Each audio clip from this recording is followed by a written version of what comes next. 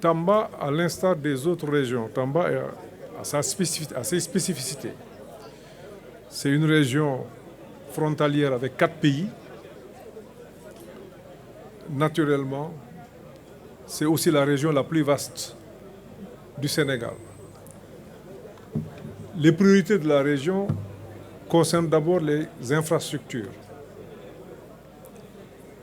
C'est pour cela aujourd'hui, le président a inauguré une route importante, Goudiri, Tamba-Goudiri, vers Kidira. Il a aussi inauguré sur le plan sécuritaire un camp militaire qui est extrêmement important, qui montre aujourd'hui la préoccupation qu'il a pour régler les questions sécuritaires. Tout de suite, nous avons démarré le conseil présidentiel où un bilan a été fait. On s'est rendu compte que toutes les promesses qui ont été faites ont été totalement exécutées et dépassées. C'était 83 promesses, 83 mesures pour un coût de 201 milliards. Aujourd'hui, l'État a investi plus de 650 milliards dans le secteur des infrastructures, dans le secteur de l'agriculture, dans le secteur de l'élevage, mais aussi dans l'éducation et la formation.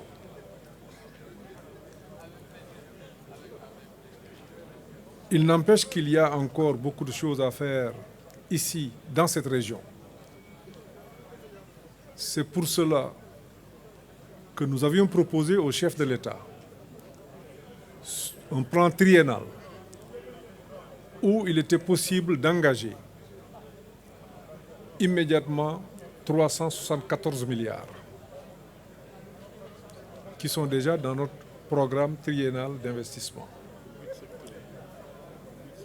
Pour 8 secteurs, les infrastructures, l'agriculture, l'élevage, l'énergie, le tourisme et les secteurs sociaux.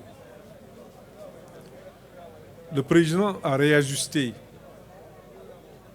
ce chiffre à la hausse. Il estime que l'université de Tambacounda doit démarrer. C'est l'université du Sénégal oriental où, d'une prévision de 18 milliards, le président a estimé qu'il faut aujourd'hui, tenant compte de ce qui a été fait dans d'autres régions, que le gouvernement s'engage un peu plus. Il en est de même pour l'hôpital de niveau 3. Tamba n'en a pas encore. Le président souhaite que dès 2023, que les travaux relatifs à l'hôpital de niveau 3 de Tambacounda puissent démarrer. Il a aussi engagé le gouvernement par rapport au Khoyoundaoui, parce que nous avons fait un diagnostic sans complaisance et l'on s'est rendu compte que dans le processus de recrutement, cette région a été un peu défavorisée. C'est pour cela qu'il a demandé que dans le programme de Khoyoundaoui, que 1088 jeunes soient recrutés immédiatement dans le cadre des différents projets que nous avons, qui peuvent concerner soit le cadre de vie, qui peuvent aussi concerner d'autres emplois qui sont clairement identifiés.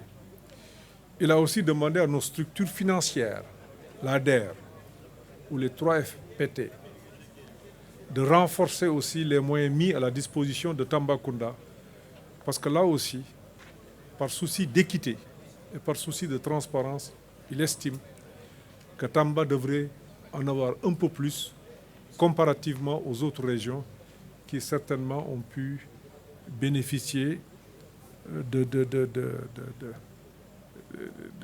ces programmes et projets. Mais demain, tout cela va être stabilisé en Conseil des ministres et on va finaliser et nous mettrons à votre disposition l'ensemble des éléments d'information pour montrer les engagements importants que le président va faire pour Tambacounda. Et le gouvernement mettra en œuvre ces orientations du président de la République dans tous les domaines, donc les 8 secteurs que j'ai cités tout à l'heure, les infrastructures, où nous prévoyons de mettre à peu près 253 milliards, l'énergie, 39 milliards, l'agriculture, 12 milliards, l'hydraulique, 10 milliards, l'éducation, 109 milliards. C'est là où il y a eu quand même des progrès importants. Et dans le domaine de la santé, près de 51 milliards.